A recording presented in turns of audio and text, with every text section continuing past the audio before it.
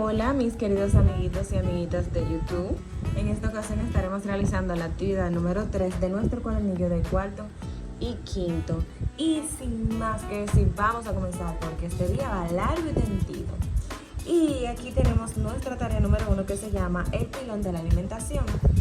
Y leemos, esto es para que nosotros nos nutramos de las informaciones que tienen que ver con la alimentación. Dice, el fortalecimiento de los huesos y los músculos durante el crecimiento depende de las características y hábitos de cada persona. La ingesta adecuada de agua, el ejercicio físico y lo que comemos son algunos de ellos. En los periodos de crecimiento rápido, durante la infancia y la adolescencia, es importante consumir alimentos que contengan calcio. La parte rígida de los huesos está formada por un 70% de calcio. El consumo adecuado del calcio va a ayudar a tener huesos fuertes y sanos durante toda la vida. El pilón de la alimentación y nutrición de la República Dominicana es este que tenemos aquí. Dice, nos informa cuáles son los principales alimentos de origen vegetal y animal que aportan calcio. Entonces dice, el pilón de la alimentación y nutrición es el documento con recomendaciones a la población para que adquieran hábitos de consumos alimentarios que contribuyan a desarrollar un estilo saludable o de vida saludable. Entonces aquí tenemos nuestro pilón. Si pueden ver, aquí tenemos desde amamantar hasta todos los alimentos que nosotros podemos consumir para obtener el calcio en nuestros huesos. Entonces, seguimos con nuestras actividades. Dice, escribe en la tabla siguiente el origen de los alimentos indicados, los cuales son considerados como importante fuente de calcio. Entonces aquí vamos a escribir cuáles son de origen animal y cuáles son de origen vegetal.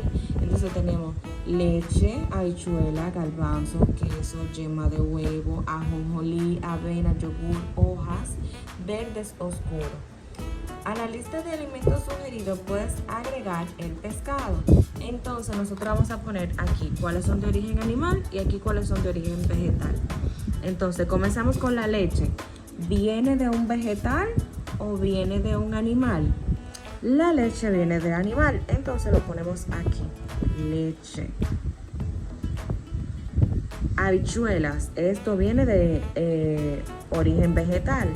Entonces voy a poner aquí habichuelas. Garbanzos. Queso viene del animal. La yema de huevo viene de un animal. Ajonjolí viene del vegetal. Avena. Yogur. El yogur se hace con leche. Y las hojas obviamente vienen de origen vegetal. Entonces aquí vamos a poner hojas. Así es como debe estar nuestro cuadro. Así es donde debemos clasificar cada uno de estos alimentos en el cuadro que corresponde. Entonces vamos a pasar a nuestra siguiente tarea. Bien, aquí está nuestra tarea número 2 que se llama Eres lo que comes. Y dice, haz una lista de las comidas que consumes regularmente. Si lo necesitas, pide ayuda a un familiar para que te explique cuáles son los ingredientes que contienen. Identifica qué alimentos recomendados para el aporte del calcio están presentes en esas comidas. Ahora anota en tu cuaderno la comida y los alimentos que aportan calcio. Entonces vamos a hacer una lista donde nosotros vamos a apuntar todos los alimentos que nosotros consumimos y cuáles de esos alimentos que nosotros consumimos tienen o son de los que están recomendados porque tienen el calcio. Entonces nosotros vamos a poner, como siempre te digo, poner el encabezado. Entonces te voy a dejar este espacio para poner el encabezado.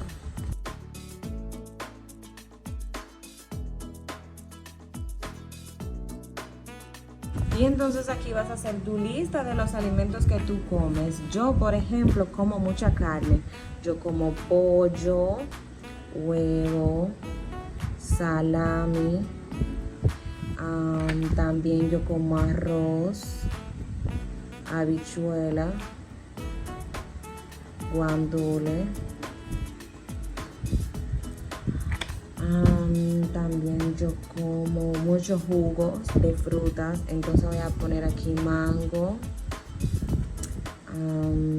ajo, ají, cebolla, y así tú vas a escribir todos los alimentos que tú comes. Obviamente el ajo, el ají y la cebolla yo no me lo como crudo, me lo como por ejemplo cuando yo hago el pollo, cuando yo hago las habichuelas, los guandules, cuando hago los moros, los locrios. Estos son algunos de los vegetales que yo utilizo dentro de eso, y por eso entonces se desglosan aquí. Recuerda que aquí dice que puedes preguntarle a un familiar que te explique cuáles ingredientes contiene el alimento que estás consumiendo. Entonces, asimismo, puedes utilizar todo el espacio que tú necesites para hacer tu listado de los alimentos que consumes. Entonces, pasamos a nuestra tarea número 3, agua y más agua en nuestra vida. Ya conoces que el cuerpo humano está formado por un 60 y un 75% de agua. Parte del agua que tomamos se pierde a través de la orina. Para reponer el agua que perdemos, se recomienda consumir 2 litros diarios. ¿Tomas la cantidad de agua recomendada? Para averiguarlo, una botella de medio litro, bebe y registra en tu cuaderno la cantidad de veces que vuelves a llenarla y lo que has bebido al finalizar el día. Entonces, solo para el día de hoy, o puedes hacerlo durante todo el tiempo que tú necesites, pero puedes utilizar una de las botellitas de agua para ver cuántas te bebes al día, y entonces podrás completar esta pregunta que está aquí: si tomas la cantidad de agua recomendada. Entonces dice, el consumo de frutas también aporta agua al cuerpo. Recuerda cuáles aportan mayor cantidad de agua. Puedes releer la actividad 9 de la semana 3. ¿Consumes habitualmente esas frutas? Pregúntale a una persona adulta de tu familia qué otras frutas conoce que contengan mucha agua. Yo, por ejemplo, hoy me comí una rica sandía que tenía muchísima agua. Hay muchas de las frutas que nosotros acostumbramos a comer que nos aportan toda esa agua que nosotros necesitamos en nuestro cuerpo. Ahora vamos a pasar a la actividad número 3, pero de nuestro cuadernillo de sexto: relaciones corporales. Aquí tenemos nuestra tarea número 1, relaciones entre las partes del cuerpo. Las partes del cuerpo humano guardan ciertas relaciones entre sus proporciones.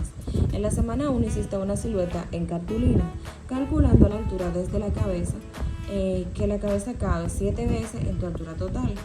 Vuelve a leer las instrucciones en el anexo número 1. En cambio, una persona adulta, a la altura de su cabeza, cabe 8 veces en su altura total. Y dice aquí, en un adulto la altura de la cabeza es 1/8 de la altura del cuerpo completo. Completa los cuadros, el cuadro de la tabla, considerando la altura del hombre de este hombre que está aquí. Entonces dice, la altura de la cabeza hasta la barbilla. Aquí tenemos desde la cabeza hasta la barbilla. Entonces dice cuántas veces en la altura del cuerpo. Entonces aquí tenemos, si nosotros lo medimos, sería bueno que utilices algo. No tiene que ser obligatoriamente una regla, puede ser cualquier cosa. Yo, por ejemplo, pudiera utilizar mi uña. Entonces con mi uña yo puedo medir cuántas veces cabe mi uña en el cuerpo, para así yo saber qué voy a colocar aquí. Entonces aquí ya tenemos esta completa. Dice que la cabeza entra en la altura del cuerpo 8 veces y la cabeza representa 1 de 8. Ahora dice el ancho de los hombros.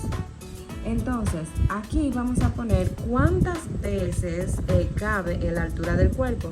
Entonces vamos a medir, vamos a ver cuál es el ancho que tiene esta línea, y luego la vamos a medir en el cuerpo para ver cuántas veces entra en el cuerpo. Entonces vamos a ver qué nosotros podemos utilizar. Déjame ver qué tengo por aquí.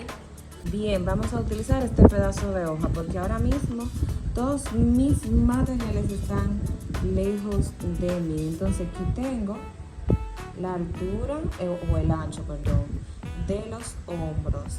Entonces vamos a medir cuántas veces cabe en el hombre. Aquí tenemos 1, 2, 3 y 4. Entonces el ancho de los hombros cabe 4 veces en la altura total del cuerpo. Entonces, ¿cuánto representa el ancho del hombro? Pues representa 1 de 4, que es lo que tenemos aquí. Entonces, la distancia desde la planta del pie hasta debajo de la rodilla, que es esto que tenemos aquí. Entonces, esto va a ser lo mismo, porque como ven ahí, es el mismo tamaño. Entonces, la distancia desde la planta del pie hasta debajo de la rodilla es 4. Y entonces va a ocupar un cuarto, esto de aquí. Entonces ahora tenemos otra altura, es un poco más grande, así que vamos a abrirla. Ahora sí, entonces tenemos aquí 1 y 2. Sería 2 y un chin, pero vamos a dejarlo en 2. Entonces ocupa el largo de la pierna, ocupa 1 sobre 2, así de simple y sencillo. Si no tienes una regla, puedes utilizar cualquier material. Yo utilicé un pedazo de hoja que tenía por ahí guardado, y tú puedes utilizar cualquier cosa también que puedas tener a mano. Entonces aquí tenemos nuestra tarea número 2, que dice representando fracciones. Entonces aquí tenemos en el cuadernillo 1, usaste líneas del tiempo. Practicaste que los números se pueden asociar con puntos de una recta. Si cumples con ciertas condiciones, todos los números se pueden ubicar en la recta numérica. En el cuadro anterior viste que la altura de la cabeza hasta la barbilla es una longitud que equivale a 1 sobre 8 de la altura de una persona, o sea, 1/8. En la siguiente recta numérica, analiza por qué la marca A está ubicada en ese lugar. Entonces vamos a pasar a nuestra recta numérica. Aquí tenemos la recta numérica. Aquí tenemos desde el 8 y hasta el 1. Entonces tenemos que hay 1, 2, 3, 4, 5, 6, 7 y 8 líneas. Entonces la A está ubicada en este 1 porque es lo que representa la altura de la cabeza hasta la barbilla. Entonces dice, marca en la misma recta los puntos que corresponden a las 3 fracciones de la tabla anterior. Identifica los puntos con la letra B, C o D según correspondan.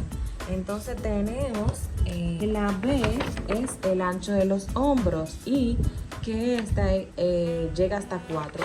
La C igual, y tenemos la D que llega hasta el 2. Yo, por ejemplo, tendría, déjame buscar aquí, tengo mi cuaderno cuadriculado. Entonces, de mi cuaderno cuadriculado, yo puedo decir que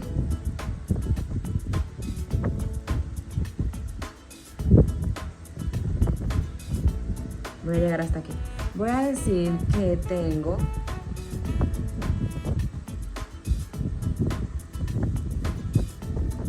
la recta dividida de esta forma. Ahora, la altura, voy a buscarla desde aquí. Dice, el ancho de los hombros es hasta 4. Entonces aquí yo tengo mis 4 palitos. Y dice que el ancho de los hombros pica una sola de las rayitas. Entonces aquí yo voy a poner la B. Entonces aquí voy a hacer otra. Por eso le dije que sería bueno que tengan un espacio más amplio. Aquí sería 1 y aquí sería 1. Entonces aquí sería la C, que es lo mismo que la de arriba, si lo ven. Y por último tengo el largo de las piernas, que nada más llega hasta 2. Entonces tengo que el largo de las piernas sería hasta aquí. Y aquí tendría la D. Yo puedo poner aquí al lado para identificar. No se estaba viendo. Aquí le dije que tengo la anchura de los hombros. Ancho de los hombros.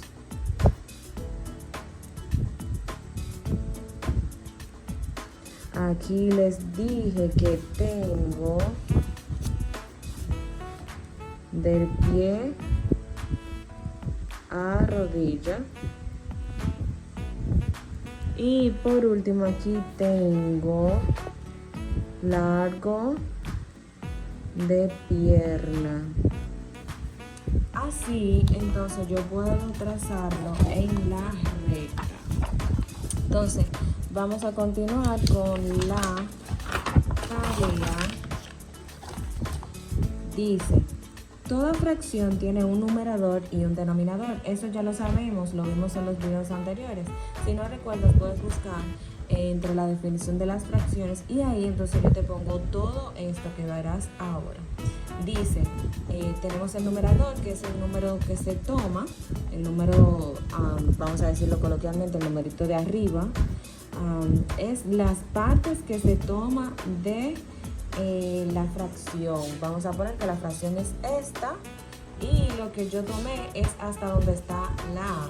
Ahora, el denominador es la parte en la que está dividida la fracción. Si esto es el entero, entonces esto está dividido en 1, 2, 3, 4, 5, 6, 7 y 8. Entonces, por eso el denominador es 8. Y entonces aquí dice que el numerador indica cuántas de esas partes se consideran, que es una, y el denominador indica cuántas partes se divide el entero. Esta fracción indica que de un entero dividido en 8 partes iguales se toma solamente una. Entonces se puede expresar cantidades como fracciones solo cuando todas las partes en las que se divide el entero son iguales. O sea, yo no puedo decir que, por ejemplo, yo voy a tener una fracción donde yo voy a tener dividido, por ejemplo, este círculo así. Estas partes no son iguales. Para hacer una fracción tiene que ser dividido en partes iguales. Entonces tengo aquí la tarea número 3 que dice: compara las fracciones que ubicaste en la recta numérica. En este caso, todas las fracciones tienen igual denominador. Todas tienen un 1 arriba, lo pudimos ver en la parte anterior. Entonces dice, todas tienen igual denominador. Dice, la fracción menor está más cerca del 0. ¿Cuál es? Entonces tenemos que la que está más cerca del 0 es la de 1/8. Y la fracción mayor es la que está más lejos del 0. Esa es la que es 1/2, que está justo a la mitad.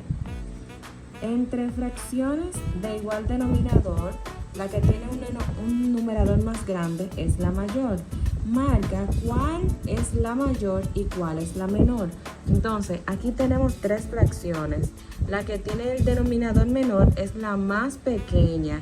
Entonces, a esta le vamos a hacer un círculo.